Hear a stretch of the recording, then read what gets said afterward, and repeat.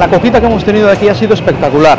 El chef japonés o americano-japonés que hay aquí y todo el equipo es una cosa increíble. Hemos tenido todo el apoyo, nos ha llevado a ver sitios, nos ha llevado a un mercado espectacular de productos de aldeanos de la zona.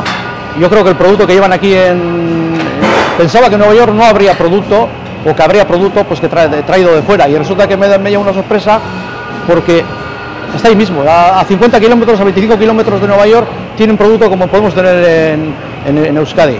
Lo que he visto aquí yo, que es traer la cocina de Bilbao, Vizcaya al Bar Basque, yo creo que para darnos a conocer aquí en Nueva York, yo creo que es algo impresionante.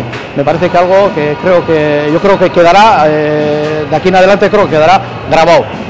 Pues el Bar Basque en aspecto de cocina, yo creo que aparte de la que he traído yo, he visto aquí que ha quedado en un año que llevamos viniendo los cocineros de Vizcaya, que ha quedado un pozo que el chef de cocina que está aquí lo ha sabido captar, y he visto que hay platos de diferentes partes de Vizcaya plasmados en la carta ahora mismo. Y la experiencia, pues yo creo que más aparte de la experiencia en cocina que he visto que está a un nivel muy alto, y yo creo que tan alto como la que podemos tener cualquier restaurante de Vizcaya, me parece espectacular también.